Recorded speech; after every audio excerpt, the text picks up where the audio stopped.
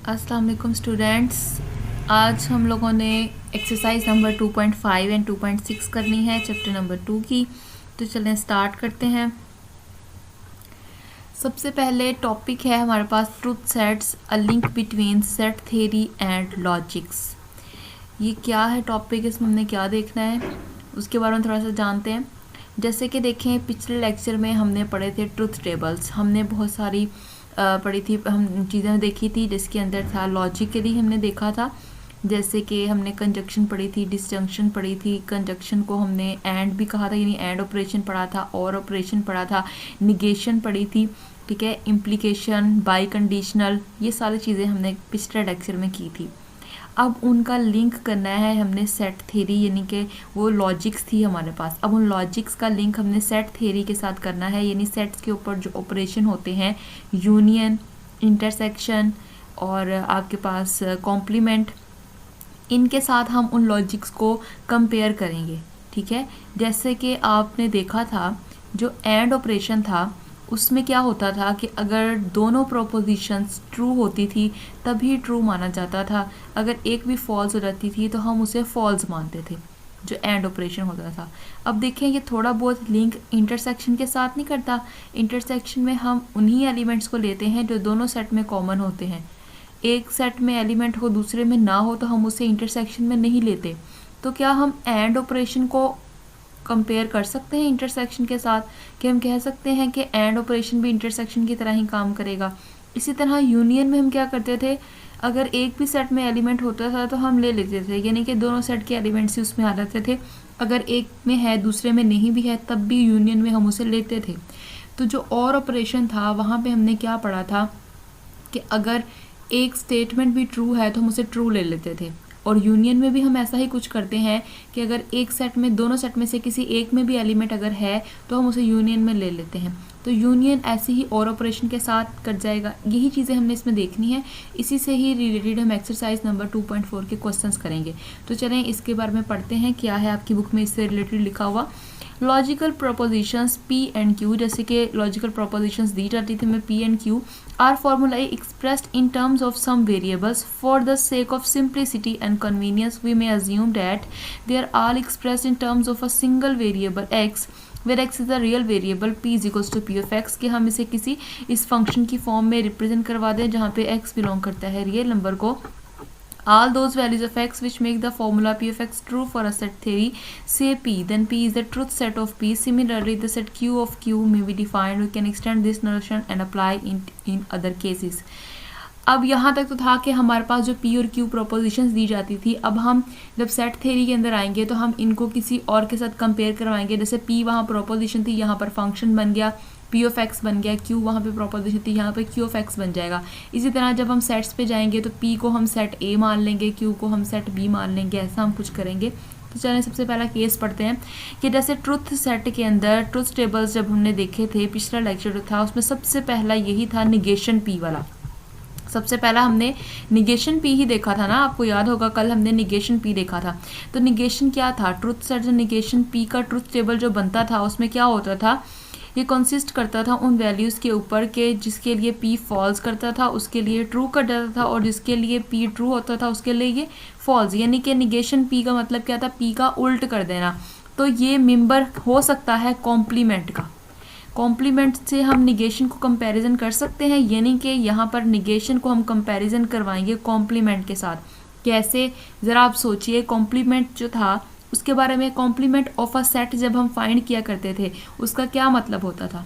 Complement में हम कहते थे जिस सेट का कॉम्प्लीमेंट फाइंड करना है उसको यूनिवर्सल में से माइनस कर दो तो कॉम्प्लीमेंट आ जाता है। जैसे फॉर एग्जांपल अगर एक सेट ए है उसको कॉम्प्लीमेंट फाइंड करना है तो हम क्या करते थे, यूनिवर्सल सेट में से उस सेट ए को माइनस कर देते थे। तो माइनस करने से मुराद क्या होता था कि यूनिवर्सल सेट के वो एलिमेंट लिखा करते थे जो ए में ना हो। यानी कि ये भी तो नॉट वाली कंडीशन की तरफ जाता है ना, कि यूनिवर्सल सेट के हम वो एलिमेंट्स लेते थे, जब यूनिवर्सल में से हम ए को माइनस करके कॉम्प्लीमेंट निकालेंगे तो यूनिवर्सल के वो एलिमेंट्स लिए जाते थे जो ए में ना हो। तो हमारे पास जो निगेशन है वो भी ऐसा ही कुछ करता है। अगर स्टेटमेंट ट्रू है तो वो उसको फॉल्स कर देता है, यानी कि वो आंसर देता है जो उसमें नहीं है। यानी कि वो ट्रू है तो उसमें फॉल्स नहीं है तो फॉल्स देता है, फॉल्स है तो उसमें ट्रू नहीं है तो ट्रू देता है। तो इसी तरह जहाँ पर अब हमें अगर फॉर एग्जांपल कॉम्प्लीमेंट निकालने को कहा जाएगा तो हम ट्रुथ टेबल बनाते वक्त एक किस्म का उसका निगेशन फाइंड आउट करेंगे। ठीक है, क्वेश्चन करेंगे तो आपको ज़्यादा अच्छे से क्लियर होगा। अभी आप समझ लें कि किसको किसके साथ कंपेयर करना है, निगेशन को कॉम्प्लीमेंट के साथ करना है। ठीक है, नेक्स्ट केस देखें। नेक्स्ट हमारे पास है और ऑपरेशन, जिसे हमने डिसजंक्शन भी कहा था, P और Q। ठीक है, तो यहाँ पर P और Q जो था उसे हम कंसिस्ट करते थे। और ऑपरेशन में क्या होता था, ये हमेशा ट्रू रहता था। अगर एक भी हमें जो थी स्टेटमेंट ट्रू मिल जाती थी तो ये ट्रू आंसर ही देता था। सिर्फ फॉल्स तब होता था जब दोनों ही फॉल्स होते थे। तो मैंने आपको पहले भी जैसे बताया कि और ऑपरेशन यूनियन के साथ मिलता जुलता है। यूनियन भी क्या करता है, जब दो सेट का यूनियन फाइंड करना हो तो एक सेट में भी अगर एलिमेंट है तो वो यूनियन में आ जाता था, लाजमी नहीं होता था कि वो एलिमेंट दोनों सेट में हो। और ऑपरेशन जो था लॉजिक्स में जो हमने देखा था वहाँ भी ये था, अगर एक स्टेटमेंट भी ट्रू है तो हम उसे ट्रू मान लेते थे। यानी कि P और Q दो स्टेटमेंट्स होती थी, अगर एक भी ट्रू है तो हम P और Q में उसे ट्रू कर लेते थे। ठीक है, ये फॉल्स सिर्फ तब होता था जब दोनों फॉल्स हों। तो यूनियन में भी हम ऐसे ही करते हैं, दो सेट का अगर यूनियन लेना हो तो अगर एक में एलिमेंट है तो वो दोनों जो उनका यूनियन आता था वो उसमें आ जाता था। अगर एक सेट में भी वो एलिमेंट नहीं, दोनों में नहीं है, तभी वो एलिमेंट नहीं आता था यूनियन में। अदरवाइज अगर एक में भी एलिमेंट पड़ा हुआ है तो हम यूनियन में ले लेते थे। इसका मतलब जो और ऑपरेशन है उसको हम यूनियन के साथ कंपैरिजन करेंगे। किसके साथ? यूनियन के साथ। ठीक है, इसी तरह से हमारा एंड ऑपरेशन है। एंड ऑपरेशन देखें, एंड ऑपरेशन क्या था, इसके पीछे लॉजिक्स कि अगर दोनों स्टेटमेंट ट्रू होती थी तभी हम ट्रू लेते थे, अगर एक भी फॉल्स होगी तो हम उसे फॉल्स ही कंसीडर करते थे। तो ये मिलता जुलता इंटरसेक्शन से नहीं है। इंटरसेक्शन में दोनों सेट में कॉमन आता है एलिमेंट, जो दोनों सेट में होता है वही हम लेते हैं। अगर एक सेट में है एक में नहीं है तो हम उसे नहीं लेते हैं। तो इसका मतलब एंड ऑपरेशन रिलेट करता है इंटरसेक्शन के साथ। ठीक है, किसके साथ? इंटरसेक्शन के साथ। नेक्स्ट देखते हैं, नेक्स्ट है फोर्थ, P इम्प्लाइज Q। ठीक है, P इम्प्लाई Q जो है वो रिलेट करता है निगेशन P और Q के साथ, यानी कि P का कॉम्प्लीमेंट यूनियन Q के साथ। ये आपका क्वेश्चन में यूज़ नहीं होना है, बस आप देख लें इस वाले पॉइंट को, ये आपके किसी क्वेश्चन में यूज़ नहीं होगा। नेक्स्ट है P जो था बाई कंडीशनल। बाई कंडीशनल का मतलब ही ये था इक्विवेलेंट। तो इसका मतलब क्या होगा कि P Q के क्या होगा? इक्वल। ठीक है, ये लास्ट 2 पॉइंट्स आपके यूज़ नहीं होने, बस आपको फर्स्ट 3 पॉइंट्स याद रखने हैं। निगेशन P यूज़ होगा किसके लिए? कॉम्प्लीमेंट के लिए। और ऑपरेशन यूज़ होगा यूनियन के लिए। एंड ऑपरेशन यूज़ होगा इंटरसेक्शन के लिए। ये 3 पॉइंट्स माइंड में रखें। एक्सरसाइज की तरफ चलते हैं। एक्सरसाइज नंबर 2.5 है, convert the following theorems to logical form and prove them by constructing truth table. देखें, यहाँ पे जो क्वेश्चन गिवन है वो है A intersection B whole complement is equals to A complement union B complement. यहाँ पर हमें ना A का सेट गिवन है कि उसकी क्या एलिमेंट्स हैं, ना B के गिवन है। हमने इसको लॉजिकली प्रूव करना है। ऑलरेडी हम इसको प्रूव कर चुके हैं, ये डी मॉर्गन्स लॉ है, हमें पता है कि इसके इक्वल होता है, लेकिन हमें ट्रुथ टेबल बनाकर इसको प्रूव करवाना है। ट्रुथ टेबल जब बनाते थे आपको याद होगा, उसके लिए हमारे पास प्रोपोजिशंस होनी चाहिए P Q की फॉर्म में, राइट। और वहाँ पर एंड ऑपरेशन या और ऑपरेशन या निगेशन, इस तरह से चीज़ें होनी चाहिए। इसीलिए जो पिछले अभी हमने जो स्लाइड देखी उसके अंदर जो मैंने आपको बताया है कि आपने कंपैरिजन किसके साथ करवाना है, वो इसीलिए बताया गया है ताकि ये जो गिवन क्वेश्चन है इसको हम अपनी रिक्वायरमेंट के मुताबिक ढाल सकें। यानी कि यहाँ पर अब इंटरसेक्शन भी, अब हमें इसका बनाना है ट्रुथ टेबल। ट्रुथ टेबल बनाने के लिए हमें इसको कन्वर्ट करना होगा निगेशन की फॉर्म में, और ऑपरेशन की फॉर्म में, एंड ऑपरेशन की फॉर्म में। ठीक हो गया। तो अब आपको पता है जहाँ पे कॉम्प्लीमेंट होगा वहाँ हम निगेशन लगा देंगे, जहाँ इंटरसेक्शन होगा वहाँ हम एंड ऑपरेशन लगा देंगे, जहाँ यूनियन होगा वहाँ हम और ऑपरेशन लगा देंगे। समझ आ रही है ना बात आपको? तो इसके मुताबिक जो स्टेटमेंट बनेगी लॉजिकल फॉर्म में, वो देखें क्या बनेगी, वो बनेगी ये। गौर से देखें, A इंटरसेक्शन B का होल का कॉम्प्लीमेंट है। होल का कॉम्प्लीमेंट है, इसका मतलब होल का ही निगेशन आएगा, तो निगेशन बाहर लग जाएगा और P एंड Q ब्रैकेट के अंदर आ जाएगा। इंटरसेक्शन की जगह पर आ गया एंड ऑपरेशन। ठीक है, एंड ऑपरेशन आ गया इक्वल। अब आपको पता है यहाँ पे लिखा हुआ एक कॉम्प्लीमेंट। A के कॉम्प्लीमेंट का मतलब A का ही निगेशन आएगा, तो A की जगह पर हम क्या लिखेंगे? P। A की जगह पे P लिखेंगे और B की जगह पे प्रोपोजिशन Q ले लेंगे। तो A कॉम्प्लीमेंट की जगह आ गया निगेशन P।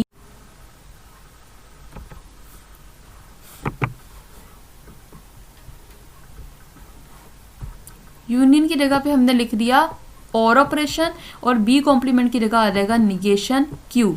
ठीक है, यहाँ तक आपको समझ में आएगी स्टेटमेंट कैसे बनी। कॉम्प्लीमेंट की जगह पे हमने लिख दिया निगेशन, इंटरसेक्शन की जगह पे एंड ऑपरेशन, यूनियन की जगह पे और ऑपरेशन, और ए की जगह पे पी और बी की जगह पे क्यू। अब हमने ट्रुथ टेबल बनाकर ये प्रूफ करवाना है कि लेफ्ट हैंड साइड जो है वो इक्वल है राइट हैंड साइड के। यहाँ ये प्रूफ करवाना है, ठीक है, क्योंकि क्वेश्चन की स्टेटमेंट में गिवन है, ये प्रूफ करवाएं लॉजिकली कि ए इंटरसेक्शन बी का होल कॉम्प्लीमेंट इक्वल आएगा A complement union B complement. तो सिंपल क्या करेंगे, लेफ्ट हैंड साइड बनाएंगे और राइट हैंड साइड, दोनों का आंसर अगर सेम आ गया तो प्रूफ हो जाएगा। उसके लिए हमें क्या करना पड़ेगा, ट्रुथ टेबल बनाना पड़ेगा। ट्रुथ टेबल कैसे बनाएंगे कल सीख चुके हैं आप लोग, फिर से एक दफ़ा रिपीट कर दूं। यहाँ कितनी प्रोपोजिशंस हैं, 2, पी और क्यू। तो 2 हैं तो कितने हमारे पास आउटपुट्स आएंगी, 2 की पावर में 2 लिख दो, 4 आउटपुट्स आएंगे, यानी 4 आउटपुट्स आने वाली हैं। पी के अंदर कितनी दफ़ा ट्रू कितनी दफ़ा फॉल्स आएगा, 4 को 2 पे डिवाइड कर दो 2, यानी कि पी में 2 दफ़ा ट्रू लिखना है, 2 दफ़ा फॉल्स लिखना है। फिर हमें देखना है क्यू में कैसे किस सीक्वेंस के साथ जाना है। तो पिछला आंसर 2 आया था, 2 को फिर से 2 पे डिवाइड कर दो, तो किस सीक्वेंस से जाएंगे, true false true false true false, इस सीक्वेंस में जाना है जब तक 4 पूरे नहीं हो जाते। तो चलें इसका ट्रुथ टेबल देखते हैं। ट्रुथ टेबल आ चुका है, पी और क्यू हमने लिखा true true false false, Q लिखा ट्रू फॉल्स ट्रू फॉल्स। ठीक है, ये कैसे आना है ये कल भी अच्छे से मैंने आपको बताया। अब देखें हमें अपनी स्टेटमेंट में क्या कुछ रिक्वायरमेंट है, उसके हिसाब से हमने ट्रुथ टेबल बनाते हैं। देखिए हमें अपने गिवन जो स्टेटमेंट है उसमें हमें निगेशन पी भी चाहिए, निगेशन क्यू भी चाहिए, पी एंड क्यू भी चाहिए, फिर उसका निगेशन भी चाहिए। तो पहले हम पी का निगेशन फाइंड कर लेते हैं। निगेशन क्या था कि अगर स्टेटमेंट ट्रू है तो उसे फॉल्स कर देगा, फॉल्स है तो ट्रू कर देगा। देखें पी ट्रू थी तो निगेशन इसे फॉल्स कर दिया, पी ट्रू है तो फॉल्स है, पी फॉल्स है तो निगेशन पी ट्रू हो गया। इसी तरह हमने निगेशन क्यू फाइंड आउट कर लिया। निगेशन क्यू हमने फाइंड किया तो स्टेटमेंट अगर ट्रू थी तो उसने उसे फॉल्स कर दिया, अगर फॉल्स है तो ट्रू कर देगा। ठीक है, निगेशन क्यू का कॉलम बन गया। उसके बाद अब हमें चाहिए P and Q. And operation में क्या होता था, अगर दोनों स्टेटमेंट ट्रू होंगी तभी ट्रू होगी स्टेटमेंट, अगर एक भी फॉल्स होगी तो फॉल्स ही आंसर मिलेगा। तो हमने यहाँ पर पी एंड क्यू का कॉलम बना लिया। देखें यहाँ पर पी और क्यू दोनों ही ट्रू हैं तो पी एंड क्यू ने भी ट्रू आंसर दिया। पी ट्रू है क्यू फॉल्स है तो पी एंड क्यू ने फॉल्स आंसर दिया। पी फॉल्स क्यू ट्रू, तो एक भी अगर फॉल्स होगी तो आंसर में हमेशा फॉल्स ही मिलेगा। पी और क्यू दोनों ही फॉल्स फॉल्स हैं तो हमारे पास पी और क्यू भी क्या हो गई, फॉल्स। ये कॉलम बन गया। अब देखिए हमें अपने क्वेश्चन की लेफ्ट हैंड साइड पर पी एंड क्यू के साथ निगेशन भी चाहिए। तो अब हमने अगला कॉलम बनाया पी एंड क्यू के साथ निगेशन। निगेशन जब बनाई तो इसका आंसर क्या आएगा, पी एंड क्यू का जो पिछला कॉलम था ये ट्रू है तो ये इसे फॉल्स कर देगी निगेशन, यानी इसके उल्ट कर देगी। फॉल्स है तो ट्रू कर दिया, फॉल्स है तो ट्रू कर दिया, फॉल्स है तो ट्रू कर दिया। ये लेफ्ट हैंड साइड का आंसर आ चुका है। हमें प्रूफ करवाना है लेफ्ट हैंड साइड इक्वल होगी राइट हैंड साइड के। तो अब हम राइट हैंड साइड को सॉल्व कर लेते हैं। अगला कॉलम हमने बनाया राइट हैंड साइड का। देखिए निगेशन पी की वैल्यू भी हमारे पास है जो कि थर्ड कॉलम है, निगेशन क्यू की वैल्यू भी है जो कि हमारे पास फोर्थ कॉलम है। इन दोनों के दरमियान लगाना है और ऑपरेशन। और ऑपरेशन में क्या होता था, अगर एक भी स्टेटमेंट ट्रू है तो हम उसे ट्रू मानेंगे।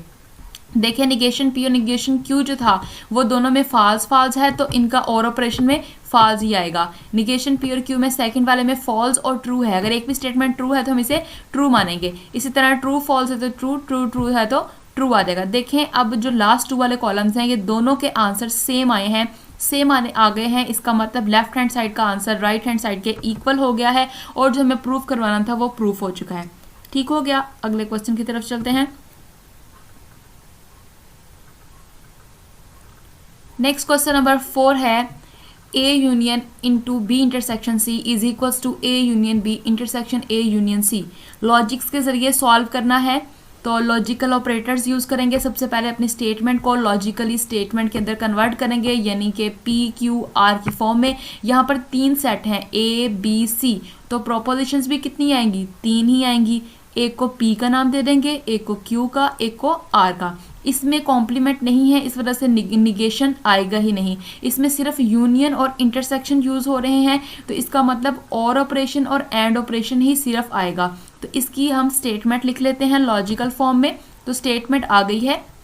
देखिए ए यूनियन था, ए की जगह पी आ गया, यूनियन की जगह पर और ऑपरेशन आएगा, बी की जगह पर क्यू आ गया और इंटरसेक्शन की जगह पर एंड ऑपरेशन आएगा, सी की जगह पे आर आ गया, is equals to A union B है तो ए की जगह पर पी आ जाएगा और यूनियन की जगह पर और ऑपरेशन आ जाएगा और बी की जगह पे क्यू और इंटरसेक्शन की जगह पे एंड और ए की जगह पे पी और यूनियन की जगह पर और ऑपरेशन और सी की जगह पे आर।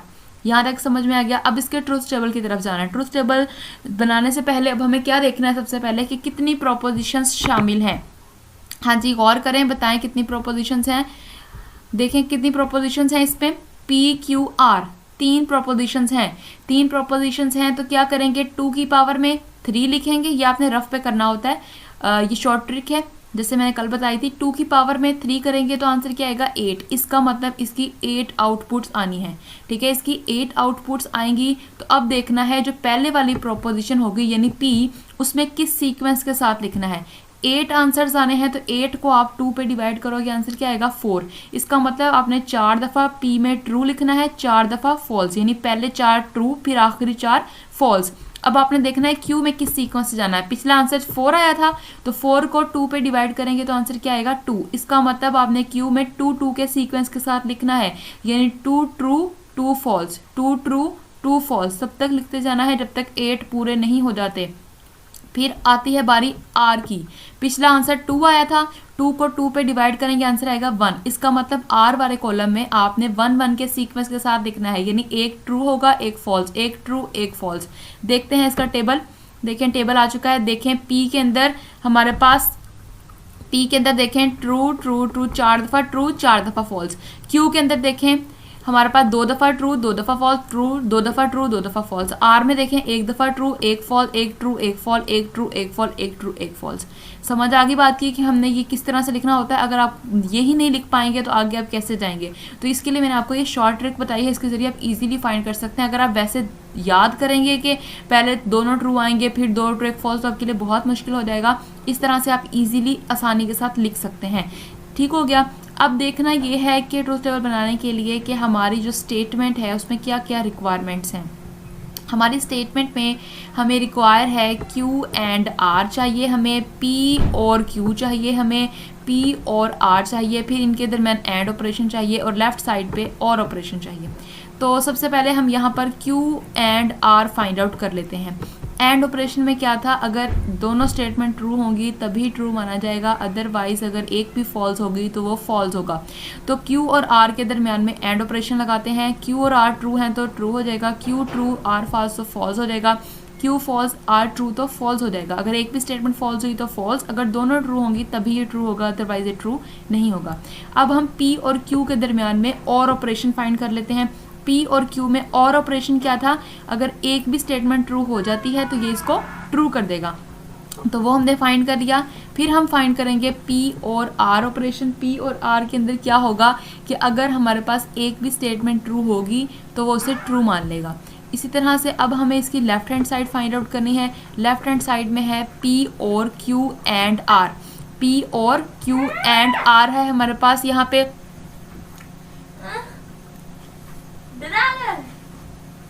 पी और क्यू एंड आर है यहाँ पे हमारे पास। इसके अंदर हम लोग क्या फाइंड आउट करेंगे, और ऑपरेशन फाइंड आउट करेंगे, यानी कि क्यू एंड आर और पी के दरमियान में हमारे पास लगा हुआ है और ऑपरेशन। और ऑपरेशन के अंदर हमारे पास क्या होगा, यानी कि हमारे पास कॉलम नंबर 3 और कॉलम नंबर 1 के दरमियान हमने और ऑपरेशन फाइंड आउट करना है। और ऑपरेशन फाइंड करना है तो अगर एक भी स्टेटमेंट ट्रू होगी तो उसे ट्रू कर देगा। ठीक है, उसके बाद अब हमने राइट, ये हमारी लेफ्ट हैंड साइड का आंसर आ चुका है। अब हम फाइंड आउट करेंगे right hand side. Right hand side के अंदर हमें जो कॉलम नंबर हमारा बनता है 1 2 3 4 5 5th और 6, इन दोनों के दरमियान एंड ऑपरेशन लगाना है। एंड ऑपरेशन लगाने से क्या मुराद था, अगर दोनों स्टेटमेंट ट्रू होंगी तभी ट्रू होगा, अदरवाइज ये फॉल्स हो जाएगा। उसका कॉलम बन चुका है। अब आप देख सकते हैं लास्ट 2 कॉलम्स जो हैं इनके आंसर सेम आ गए हैं। देखिए यहाँ पे हमारे पास लास्ट 2 जो कॉलम्स हैं, ये दोनों कॉलम्स क्या हैं हमारे पास सेम आया है इनके आंसर। इन दोनों के आंसर सेम आ गए हैं। इसका मतलब लेफ्ट हैंड साइड का आंसर राइट हैंड साइड के इक्वल आ गया है। जो हमारा सेकंड लास्ट कॉलम है उसके अंदर लेफ्ट हैंड साइड सॉल्व की हुई है, और जो लास्ट वाला कॉलम है उसमें राइट हैंड साइड, दोनों का आंसर सेम आ गया है, इक्वल आ गया है। तो जो हमें प्रूफ करना था वो हमारा प्रूफ हो चुका है। लास्ट 2 कॉलम्स जो हैं वो टेबल के वो इक्वल आ गए हैं, इसका मतलब हमें प्रूफ करना था, वो प्रूफ हो चुका है। नेक्स्ट चलते हैं। नेक्स्ट अब हमने एक्सरसाइज जो करनी है वो नेक्स्ट 2.6 है। उसको करने से पहले हमें कुछ डेफिनेशंस देखनी होंगी जो कि उसमें यूज़ होंगी, वो उसे आपने गौर से समझना है। आप गौर से समझोगे है वो बहुत आसान, लेकिन अगर आप उसे गौर से नहीं समझोगे, कॉन्सेप्ट क्लियर नहीं करोगे, तो आपको समझ में नहीं आएगा। तो सबसे पहले डेफिनेशन है रिलेशंस। रिलेशंस क्या है हमारे पास? यहाँ पर हम सेट्स के दरमियान रिलेशंस की बात कर रहे हैं। वैसे अगर हम इन रियल लाइफ देखें तो हम लोग बहुत किस्म के रिलेशन रियल लाइफ में हम देखते हैं, जैसे कि फॉर एग्जांपल ब्रदर का सिस्टर के साथ रिलेशन, पेरेंट्स का चिल्ड्रंस के साथ रिलेशन, तो ये सारे रिलेशंस हैं। उसके अलावा अगर हम काउंटिंग में देखते हैं कि 4 जो है वो 5 से लेस है, तो ये 4 और 5 का आपस में रिलेशन। तो अब हम सेट्स के दरमियान यहाँ पे रिलेशन देखेंगे। यहाँ हम किसके दरमियान देख रहे हैं? सेट्स के दरमियान रिलेशन देखेंगे। तो क्या होगा उसका मीनिंग कि लेट करते हैं ए और बी कोई से 2 नॉन एम्प्टी सेट्स हैं, ठीक है। ए और बी क्या है? कोई से भी 2 नॉन एम्प्टी सेट्स हैं। सबसे मेन बात क्या है? उनका नॉन एम्प्टी होना, यानी वो खाली सेट ना हो, उन्हें कुछ ना कुछ लाजमी हो। तो अगर हम उनका फाइंड कर लें कार्टीजियन प्रोडक्ट, कार्टीजियन प्रोडक्ट क्या होता है आप लोगों को पता होगा। 2 सेट्स के कार्टीजियन प्रोडक्ट होता है ए क्रॉस बी। वो कैसे फाइंड करते हैं वो भी मैं भी आपको बताती हूँ। हमें क्या करना है, 2 नॉन एम्प्टी सब सेट्स हैं, उनका कार्टीजियन प्रोडक्ट फाइंड करने के बाद उस कार्टीजियन प्रोडक्ट का कोई सा भी हम सबसेट लेते हैं, any subset of the Cartesian product, वो कहलाता है रिलेशन। कार्टीजियन प्रोडक्ट क्या होता है थोड़ा सा रिवाइज करवा देती हूँ। ये जी मैंने यहाँ पे लिखा है कार्टीजियन प्रोडक्ट की definition, A cross B is equals to, order pair की फॉर्म में इसमें एलिमेंट्स आते हैं। आप लोग ये छोटी क्लासेस में पढ़ चुके हैं कि ए क्रॉस बी कैसे फाइंड किया जाता है, यानी ए बी कोई से 2 नॉन एम्प्टी सेट होते हैं और इनके दरमियान फाइंड करने के लिए इसे ऑर्डर पेयर की फॉर्म में यानी एक्स कॉमा वाई की फॉर्म में लेते हैं। पहला एलिमेंट पहले सेट का होता है, दूसरा दूसरे का होता है। यहाँ पर वाई आएगा, वाई बिलोंग्स टू बी। इस एग्जाम्पल की मदद से समझते हैं। एग्जाम्पल मैंने ले ली है, यहाँ मैंने एक सेट ए लिया है 1 2, बी सेट लिया है 3 4।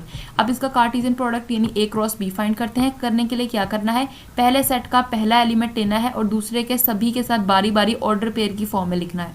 फिर दूसरा एलिमेंट लेना है पहले सेट का, दूसरे सेट के सभी एलिमेंट के साथ बारी बारी लिखना है। जैसे कि 1 लिया, 1 को 3 के साथ ऑर्डर पेयर की फॉर्म में लिखा, 1 का 4 के साथ ऑर्डर पेयर बना, फिर 2 को 3 के साथ और 2 का 4 के साथ। इस तरह से हम फाइंड करते हैं कार्टीजियन प्रोडक्ट। ये तो आ गया कार्टीजियन प्रोडक्ट। अब ये जो कार्टीजियन प्रोडक्ट आया है, इसका कोई सा भी हम सबसेट ले लें, कोई सा भी हम इसका सबसेट लें, तो वो सबसेट कहलाता है रिलेशन। समझ आ गई बात की? सबसे पहले आपको पता होना चाहिए कार्टीजियन प्रोडक्ट क्या होता है। मैंने बता दिया आपको क्या होता है कार्टीजियन प्रोडक्ट। कार्टीजियन प्रोडक्ट का कोई सा भी अगर आप सबसेट लोगे तो वो कहलाएगा रिलेशन, ठीक है। उसे हम बाइनरी रिलेशन भी कहते हैं और रिलेशन अकेला रिलेशन भी हम लोग इसे कह सकते हैं, ठीक है। अब जैसे कि देखें यहाँ पर अब ए क्रॉस बी जो हमारे पास सेट आया है, इसके सबसेट्स कोई एक तो नहीं होगा, इसके सबसेट्स बहुत सारे होंगे। अब कितने होंगे हम ये भी निकाल सकते हैं। उसके लिए भी मैं भी आपको शॉर्ट ट्रिक बताऊंगी। अगर आपको कोई सेट दिया जाए और आपको फाइंड करना हो इसके कितने सबसेट्स हो सकते हैं। सबसेट क्या होता है पिछले से पिछले लेक्चर में पढ़ चुके हैं, तो अब दोबारा रिपीट नहीं करूँगी, बहुत लंबा हो जाएगा काम। के हमारे पास एक सेट के कितने सबसेट्स हो सकते हैं वो हम फाइंड कर सकते हैं इस शॉर्ट ट्रिक से। Total number of subsets of a set is equals to 2 raise to the power number of elements of a set. कि अगर हमें फाइंड करना है, कोई सेट दिया जाए और पूछा जाए इसके कितने सबसेट्स हैं टोटल, तो 2 की पावर में आप उस सेट के अंदर तादाद लिख दो जितने एलिमेंट्स हैं। अब जैसे ए क्रॉस बी के नंबर ऑफ सबसेट्स निकाल लें, इसमें कितने एलिमेंट्स हैं, 1 2 3 4। ऑर्डर पेयर वाले को आपने एक एलिमेंट मानना है, यानी 1 3 एक एलिमेंट है, 1 4 दूसरा, 2 3 तीसरा, 2 4 चौथा। इसमें 4 एलिमेंट्स हैं, तो 2 की पावर में क्या आ जाएगा, 4 आ जाएगा। तो इसका मतलब ए क्रॉस बी जो ऊपर लिखा हुआ है इसके कितने सबसेट्स हैं, 16 सबसेट्स हैं। तो इसका मतलब 16 ही इसके बाइनरी रिलेशंस होंगे, ठीक है। ए क्रॉस बी का कोई सा भी सबसेट लेंगे वो कहलाता है बाइनरी रिलेशन या अकेला रिलेशन भी कह सकते हैं। तो यहाँ पर इस सेट के हमारे पास कितने होंगे, 16 बाइनरी रिलेशंस होंगे, ठीक हो गया। अब हमारे पास डोमेन की डेफिनेशन है कि जो भी हम रिलेशन लेंगे, यानी कि जो भी ए क्रॉस बी का सबसेट लेंगे, उस सबसेट के अंदर जो ऑर्डर पेयर का फर्स्ट एलिमेंट होगा वो कहलाएगा डोमेन। जैसे for example A cross B, मैंने यहाँ एग्जांपल लिखी हुई है 1 3 1 4 2 3 2 4।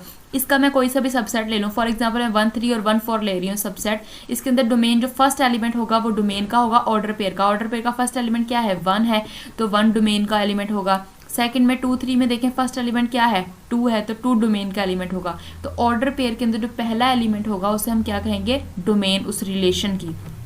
इसी तरह जो सेकंड एलिमेंट होगा उसे हम कहेंगे रेंज। अगर ए कोई सा नॉन एम्पटी सेट है और ये अपने आप के साथ ही रिलेशन बना रहा है, यानी कि ए क्रॉस ए ही हम ले रहे हैं कार्टेशियन प्रोडक्ट, तो ये भी हमारे पास क्या होगा, ए के ऊपर रिलेशन होगा। ठीक हो गया। नेक्स्ट अब जाते हैं डेफिनेशन हम फंक्शन की तरफ, जो कि आपकी बेसिकली एक्सरसाइज में यूज़ होनी है, इसलिए इसको हमें पढ़ना बहुत ज़रूरी है। फंक्शन की डेफिनेशन बहुत इंपॉर्टेंट चीज़ है, आपको अच्छे से समझनी है। फंक्शन क्या होता है, ये एक इम्पॉर्टेंट टाइप है रिलेशन की ही। जैसे अभी हमने बाइनरी रिलेशन की बात की, क्या था, दो नॉन एम्पटी सेट हो, उनका कार्टेशियन प्रोडक्ट फाइंड करें, उस कार्टेशियन प्रोडक्ट का कोई सा भी सबसेट लें तो वो कहलाता है बाइनरी रिलेशन। अब ये बाइनरी रिलेशन यानी कि कार्टेशियन प्रोडक्ट का जो हर सबसेट बाइनरी रिलेशन होगा। कार्टेशियन प्रोडक्ट यानी ए क्रॉस बी का हर सबसेट जो है वो बाइनरी रिलेशन है, लेकिन हर रिलेशन जो है वो फंक्शन नहीं हो सकता, लेकिन हर फंक्शन रिलेशन होगा। यानी कैसे कि हम यहाँ फंक्शन जो है ये एक स्पेशल टाइप होगी रिलेशन की, यानी कि अगर हमारे पास कोई रिलेशन है, यानी कार्टेशियन प्रोडक्ट का कोई सबसेट है, तो वो सबसेट या वो रिलेशन जो मैं अभी यहाँ प्रॉपर्टीज आपको दिखाऊंगी, अगर वो प्रॉपर्टीज को सेटिस्फाई करता हुआ तो वो रिलेशन फंक्शन बन जाएगा। तो वो प्रॉपर्टीज क्या है, बारी बारी देखते हैं। 3 प्रॉपर्टीज हैं। सबसे पहले let A and B 2 non empty sets, A और बी कोई से 2 नॉन एम्पटी सेट हैं, उनका कार्टेशियन प्रोडक्ट लिया और उस कार्टेशियन प्रोडक्ट को सबसेट लिया, वो एक रिलेशन आया। तो ए और बी कोई से 2 नॉन एम्पटी सेट थे, एफ जो है वो एक रिलेशन लिया हमने ए से बी की तरफ, यानी कि ए से बी की तरफ रिलेशन लेने का मतलब ये होता है कि ए क्रॉस बी फाइंड करें, फिर उसका कोई सबसेट ले लें, तो वो कहलाता है क्या, रिलेशन। अभी मैंने पीछे को बताया वो रिलेशन होगा ए से बी की तरफ, उस रिलेशन को हमने नाम दे दिया एफ का। बात समझ में आ गई। अगला काम हमने क्या करना है कि जो हमारे पास, देखिए मैंने अभी आपको बताया कि जो हमारे पास रिलेशन होगा उसमें जो ऑर्डर पेयर्स पड़े हुए होंगे, ऑर्डर पेयर का जो पहला एलिमेंट होगा वो कहलाएगा डोमेन। अगर जो उस रिलेशन की, यानी जो हमने रिलेशन लिया है, अगर वो डोमेन जो है इक्वल आ गई सेट ए के, यानी ये जो सेट ए है ना, इस पूरे के इक्वल आ गई डोमेन, तो सेकेंड कंडीशन सेटिस्फाई हो गई। तीसरी कंडीशन ये है कि जो फर्स्ट एलिमेंट है डोमेन का, यानी जो पहले एलिमेंट आने हैं ना रिलेशन के अंदर, अगर वो रिपीट ना हो रहे हों तब थर्ड कंडीशन सेटिस्फाई होगी, यानी कि वो रिपीट नहीं होने चाहिए, तब थर्ड कंडीशन सेटिस्फाई होगी। इसका क्या मतलब है, एग्जाम्पल के जरिए समझते हैं कि फर्स्ट एलिमेंट रिपीट ना हो रहा हुआ, तो अगर ये तीनों कंडीशन सेटिस्फाई हुई तो एफ जो है वो जो रिलेशन था वो रिलेशन अब क्या बन जाएगा, फंक्शन बन जाएगा ए से बी की तरफ, और हम इसको लिखेंगे इस तरह से एफ ए टू बी, ये फंक्शन बन जाएगा, वो रिलेशन फंक्शन बन जाएगा। और हम इसे पढ़ सकते हैं F is a function from A to B अगर एक्स वाई एलिमेंट है एफ का when regarded a set of order pairs, और हम इसे इस तरह से भी लिख सकते हैं Y is equals to F of X. अब हमें करनी है एग्जाम्पल, जिसकी मदद से हम समझेंगे कि किस तरह से ये जो 3 कंडीशन दी गई हैं ये कैसे सेटिस्फाई होंगी। तो यहाँ मैंने एक एग्जाम्पल ले ली है, ए सेट है 1 2, बी सेट है 3 4 और कार्टेशियन प्रोडक्ट फाइंड किया। ठीक है, सबसे पहला काम हमें यही करना है ना कि ए और बी के दरमियान रिलेशन फाइंड करना है। ए और बी में रिलेशन तभी फाइंड होगा, ए क्रॉस बी लेंगे और इसका कोई सा भी सबसेट ले लेंगे। मैंने यहाँ पे एक इसका सबसेट ले लिया, जैसे मैंने एक सबसेट लिया 1 3 2 3, ये मैंने एक इसका सबसेट ले लिया और इससे ये हमारे पास रिलेशन होगा, क्योंकि ये सबसेट है कार्टेशियन प्रोडक्ट का, और कोई भी सबसेट कार्टेशियन प्रोडक्ट का लें उसे हम क्या कहते हैं, रिलेशन। ये क्या होगा, रिलेशन। अभी मैंने आपको बताया कि जो रिलेशन होगा, यानी जो बाइनरी रिलेशन होगा, उसके अंदर जो ऑर्डर पेयर्स पड़े हुए होंगे, इसमें कौन से ऑर्डर पेयर पड़े हैं, 1 3 और 2 3, यही पड़े हैं ना order pairs. In order pair का जो पहला एलिमेंट होगा वो डोमेन होगी। कौन सा पहला एलिमेंट,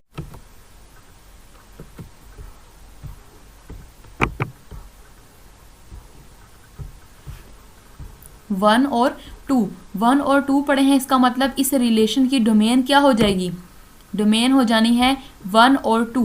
देखें, हमने ये 3 कंडीशन सेटिस्फाई करवानी है जो फंक्शन की है, फर्स्ट सेकंड थर्ड। अगर ये तीनों सेटिस्फाई हो जाती हैं तो ये जो रिलेशन मैंने लिया है ये बन जाएगा फंक्शन। पहली कंडीशन थी कि एफ जो है वो रिलेशन होना चाहिए, हमने कोई सा भी रिलेशन वो बना लिया। रिलेशन बनाने के बाद दूसरी कंडीशन ये है कि जो उस रिलेशन की जो डोमेन हो वो पूरी सेट ए के इक्वल आनी चाहिए। देखें जो डोमेन आई है वो आई है 1 2, ये इक्वल नहीं आ गई सेट ए के, आ गई है ना इक्वल, इसका मतलब सेकंड कंडीशन भी सेटिस्फाई हो गई। थर्ड कंडीशन थी कि जो डोमेन आई है, मतलब कि जो ऑर्डर पेयर के फर्स्ट एलिमेंट्स हैं वो रिपीट नहीं होने चाहिए। अब आप देख सकते हैं जो मैंने रिलेशन लिया है वो है 1 3 2 3, इसका फर्स्ट एलिमेंट 1 3 का फर्स्ट एलिमेंट 1 है, 2 3 का फर्स्ट एलिमेंट सेकंड है, कोई एलिमेंट रिपीट तो नहीं हो रहा, ये तो नहीं है कि 1 2 दफ़ा आ रहा और 2, यानी पहला एलिमेंट रिपीट नहीं, सेकंड वाला रिपीट हो सकता है, जैसे सेकंड वाला देखें रिपीट हो भी रहा है 3 3, उससे कोई फर्क नहीं पड़ेगा, पहला जो एलिमेंट है ना वो रिपीट नहीं होना चाहिए। तीसरी कंडीशन भी सेटिस्फाई हो गई। इससे ये हुआ कि ये जो रिलेशन है वो क्या बन गया, फंक्शन।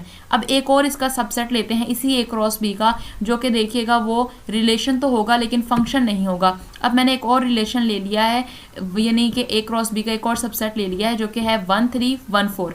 अब ये रिलेशन फंक्शन नहीं होगा, क्यों नहीं होगा, देखें इसकी जो डोमेन है वो हमारे पास आ रही है 1 आ रही है, तो सेट ए के इक्वल नहीं आ रही, एक तो ये कंडीशन वॉयलेट हो गई यानी नहीं सेटिस्फाई होगी। उसके बाद थर्ड वाली थी कि ऑर्डर पेयर में रिपीट फर्स्ट वाला एलिमेंट ना हो। देखिए यहाँ पे रिपीट हो रहा है फर्स्ट वाला एलिमेंट, फर्स्ट वाला 1 है, अगले का भी फर्स्ट वाला 1 है, तो फर्स्ट वाला एलिमेंट अगर रिपीट हो गया है तो वो जो है थर्ड कंडीशन को सेटिस्फाई नहीं करेगा, तो ये रिलेशन फंक्शन नहीं होगा।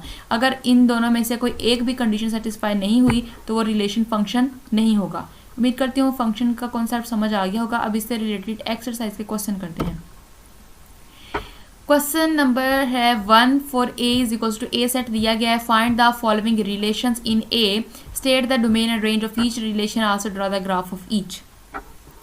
क्वेश्चन में उसने कहा है कि ए सेट उसने दे दिया है, यानी कि ये जो ए सेट गिवन है इसका उसने कहा है कि ये हमारे पास रिलेशन बनाएगा ए के साथ ही।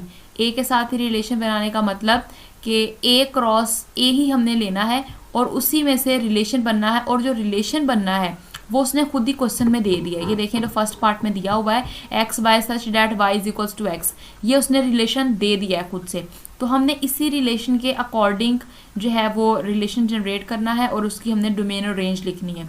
कैसे, अभी आपको बताती हूँ कैसे। सबसे पहले उसने कहा है, जो पहली लाइन है क्वेश्चन की, for A is equals to this find the following relation in A, कि सबसे पहले क्या फाइंड करें, रिलेशन फाइंड करें इन ए में, ए का ए में ही रिलेशन फाइंड करें, किसके अकॉर्डिंग, ये जो पहली स्टेटमेंट दी गई है इसके अकॉर्डिंग। सबसे पहले हम कार्टेशियन प्रोडक्ट लेंगे ए का ए के साथ ही, क्योंकि यहाँ पर उसने रिलेशन ए का ए के साथ ही बनाने को बोला है। तो हम सबसे पहले क्या करेंगे, ए क्रॉस ए फाइंड करेंगे। तो ए क्रॉस ए हमने फाइंड कर लिया। कैसे फाइंड करते हैं मैं आपको बता चुकी हूँ। पहले सेट का पहला एलिमेंट लेंगे और बाकी दूसरे सेट के सभी एलिमेंट के साथ बारी बारी ऑर्डर पेयर बनाएंगे, यानी 1 1 1 2 1 3 1 4। फिर सेकंड एलिमेंट लेंगे 2 1 2 2 2 3 2 4। फिर थर्ड 3 1 3 2 3 3 4 3 4 4 1 4 2 4 3 4 4। ठीक हो गया, तो ए क्रॉस ए आ चुका है। अब हमने जो गिवन क्वेश्चन की स्टेटमेंट में जो रिलेशन गिवन है उसको फॉलो करना है। वो रिलेशन क्या है कि ऐसे ऑर्डर पेयर लिखो जिसमें y x के बराबर हो, यानी कि दोनों ऑर्डर पेयर की दोनों एलिमेंट्स बराबर हों। तो उसके अकॉर्डिंग देखिए हमारा क्या आ जाएगा, ये जो हमने कार्टेशियन प्रोडक्ट लिया है इसका कौन से वाला रिलेशन लिखना है जिसमें x और y जो है वो क्या होंगे, बराबर होंगे। यानी कि 1 1 के बराबर है हम ये ले सकते हैं, एक 2 2 के बराबर है ये ले सकते हैं, एक हम 3 3 ले सकते हैं, एक हम 4 4 ले सकते हैं। देखिए यहाँ पे दोनों एलिमेंट सेम है, तो हमने ये according to the given condition जो क्वेश्चन में गिवन थी उसके अकॉर्डिंग अपना रिलेशन बना दिया है R1।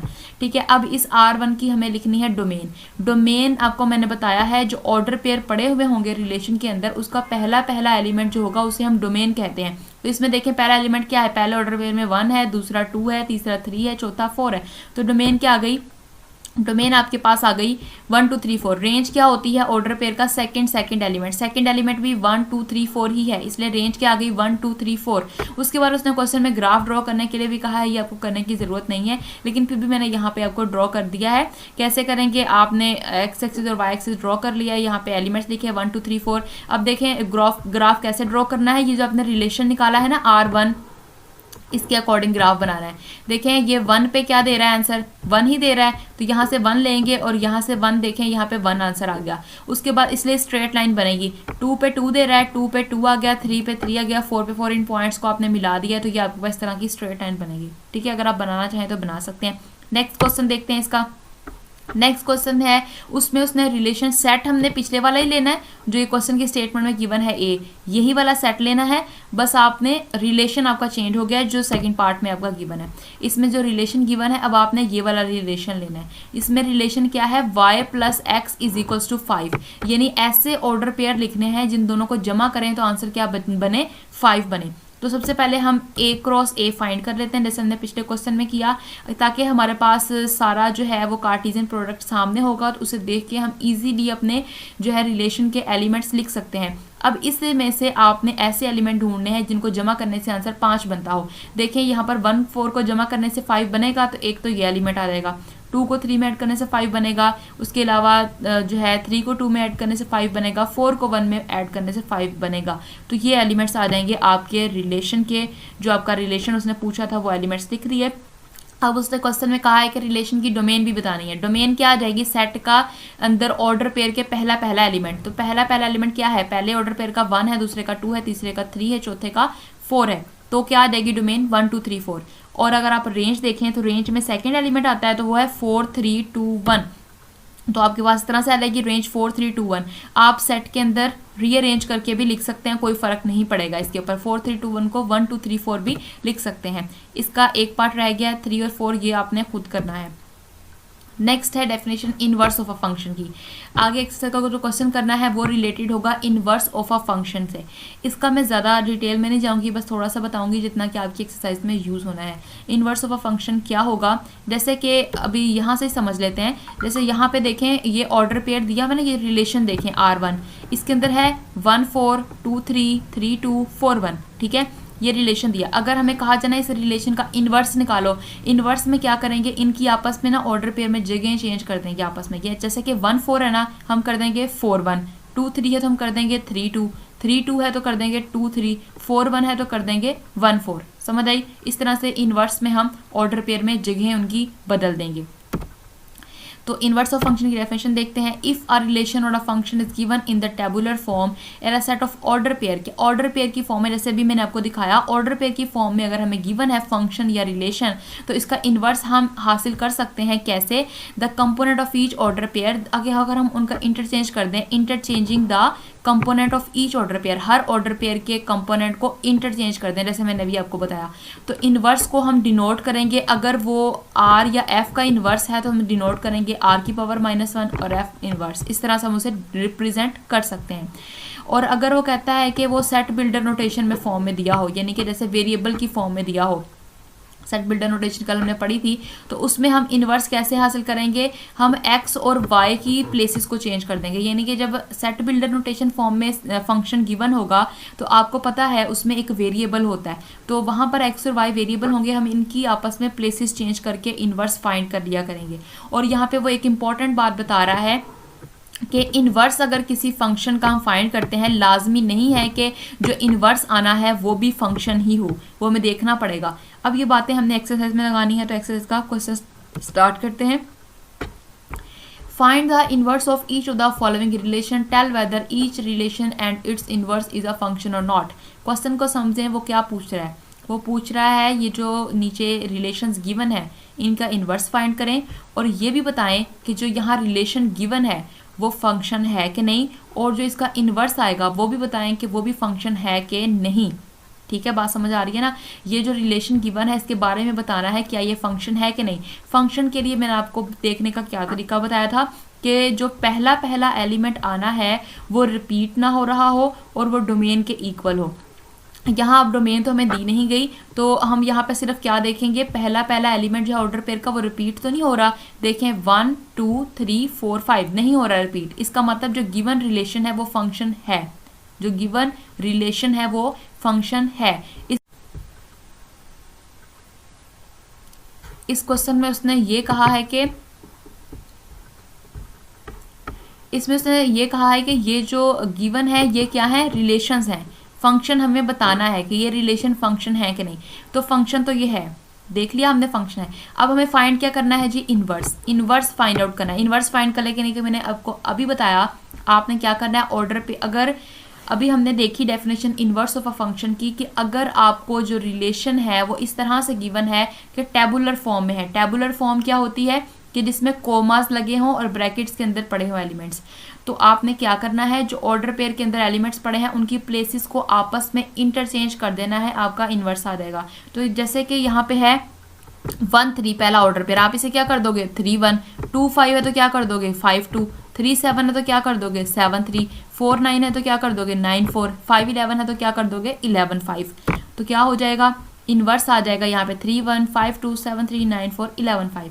अब उसने कहा है कि अब हमें यही बताना है कि जो इनवर्स आएगा वो फंक्शन है कि नहीं। उसके लिए हमने इसकी डोमेन और रेंज लिख ली। डोमेन इस सेट इस इनवर्स की लिखनी है, इस इनवर्स की।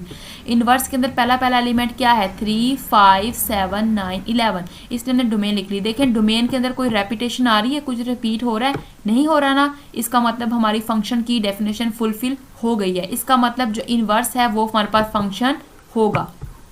समझ आ गई बात की कि इनवर्स जो है वो भी फंक्शन है। ओके, नेक्स्ट पार्ट नंबर 4 है। इसके अंदर उसने हमें जो रिलेशन दिया है वो सेट बिल्डर नोटेशन फॉर्म में दे दिया है। ठीक है, अभी हमने पीछे फंक्शन की इनवर्स ऑफ अ फंक्शन की डेफिनेशन में पढ़ा कि अगर function set builder notation form में दिया हो तब उसका इनवर्स फाइंड करने के लिए एक्स और वाई की प्लेसेस को इंटरचेंज करेंगे। ठीक है, यानी कि हम x को, ये y फंक्शन है x की फॉर्म में, हम x को बना लेंगे y की फॉर्म में, फिर हम इसका इन्वर्स फाइंड कर सकेंगे। इन्वर्स फाइंड करने से पहले हमें क्वेश्चन में ये भी पूछा गया है कि एक तो इन्वर्स फाइंड करें, दूसरा ये बताएं जो गिवन रिलेशन है वो फंक्शन है कि नहीं, और इसका इन्वर्स जो आएगा वो फंक्शन है कि नहीं। जैसे हमने क्वेश्चन नंबर इस पार्ट 2 के अंदर भी हमने देखा था कि जो गिवन स्टेटमेंट थी वो फंक्शन था। अब इसमें देखना है क्या ये फंक्शन होगा कि नहीं होगा। बहुत ही इंपॉर्टेंट चीज़ है, गौर से सुने। वाई स्केयर इक्वल है 4ax के, ये बताना है ये फंक्शन है कि नहीं। ये फंक्शन नहीं है। अब क्यों नहीं है इसकी भी मैं रीज़न बताती हूँ आपको। वाई स्केयर इक्वल 4ax जो है ये फंक्शन नहीं है, ये रिलेशन तो है। जैसा कि मैंने आपको बताया कि हर रिलेशन फंक्शन नहीं हो सकता, लेकिन हर फंक्शन रिलेशन होता है, यानी रिलेशन से ही फंक्शन बनता है, लेकिन हर रिलेशन के लिए लाजमी नहीं है कि वो फंक्शन हो। जैसे कि ये रिलेशन है Y square is equal to 4x, लेकिन ये फंक्शन नहीं है। अब क्यों नहीं है इसके लिए मैं आपको थोड़ा सा समझाती हूँ। यहाँ पे साइड पे देखें, Y square is equals to 4ax, इसके अंदर उसने कंडीशन दे दी है x greater than equal to 0। x greater than equal to 0 का मतलब कि ये इसकी डोमेन है, यानी कि हम x की यहाँ पर वैल्यू 0 और 0 से बड़ी कोई भी वैल्यू पुट कर सकते हैं। बात समझ आ रही है ना कि x greater than equal to 0 का मतलब ये है, ये जो गिवन स्टेटमेंट है Y square is equals to 4ax, हम यहाँ x की वैल्यू 0 या 0 से बड़ी कोई भी पुट कर सकते हैं। तो हम यहाँ पे थोड़ी सी वैल्यूज पुट करके देखते हैं ये क्या आंसर देता है ये फंक्शन। तो मैंने यहाँ पे एक टेबल बनाया, मैंने x की वैल्यू पुट की 0, क्योंकि क्वेश्चन में है कि हम 0 या 0 से बड़ी वैल्यूज x की पुट कर सकते हैं। तो x को जब मैंने वैल्यू 0 पुट की तो ये जो हमारे पास फंक्शन था इसने हमें क्या आंसर दिया। देखें x की जगह 0 पुट करेंगे, 4 है 0 से मल्टीप्लाई होगा तो आंसर आ जाएगा 0। फिर जब मैंने x की वैल्यू 1 पुट की तो यहाँ पर पुट करें x की जगह पे 1 तो आंसर क्या आएगा 4a। वाई स्केयर इक्वल आ जाएगा 4a के, दोनों तरफ स्केयर रूट लेंगे तो y इक्वल आ जाएगा plus minus square root of 4a। यहाँ पे है गौर करने की बात। जैसा कि मैंने आपको बार बार बताया, एक रिलेशन फंक्शन तब होगा जब उसकी डोमेन का जो है एलिमेंट वो रिपीट ना हो, यानी कि एक एलिमेंट एक आंसर ही दे, एक एलिमेंट पे दो दो आंसर ना मिल रहे हों। जैसे कि आप इस पार्ट में देखें, पार्ट नंबर 2 में 3 पे 1 मिल रहा है, 5 पे 2 मिल रहा है, 7 पे 3 मिल रहा है, 9 पे 4, 11 पे 5। अब ये नहीं कि 3 जो है वो 2 दफ़ा आया हो, 3 1 भी दे रहा हो, 3 2 भी दे रहा हो, ऐसा नहीं है। अगर ऐसा होगा तो वो फंक्शन नहीं होगा।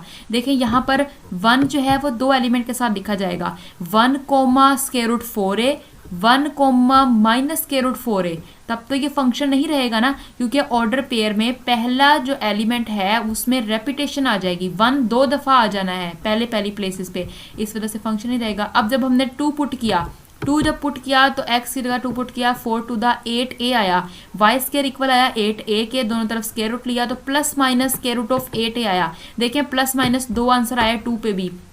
यानी डोमेन में जब हम इसे लिखेंगे ऑर्डर पेयर की फॉर्म में लिखेंगे 2 कोमा स्क्वायर रूट 8 है, फिर 2 कोमा माइनस स्क्वायर रूट 8 है, तो 2 दफ़ा 2 आ जाएगा, यानी कि फर्स्ट एलिमेंट में रिपीटेशन आ गई, तो ये फंक्शन नहीं बनेगा, इस वजह से ये फंक्शन नहीं है। ये मैंने आपको समझाने के लिए थोड़ा सा टेबल को डिमॉन्स्ट्रेट किया है, ये आपने लिखना नहीं है, सिर्फ आपके समझाने के लिए, ये कॉन्सेप्ट क्लियर करने के लिए कि ये फंक्शन क्यों नहीं है। ठीक है, अब हमें क्या करना है, अब हमें फाइंड करना है इसका इन्वर्स।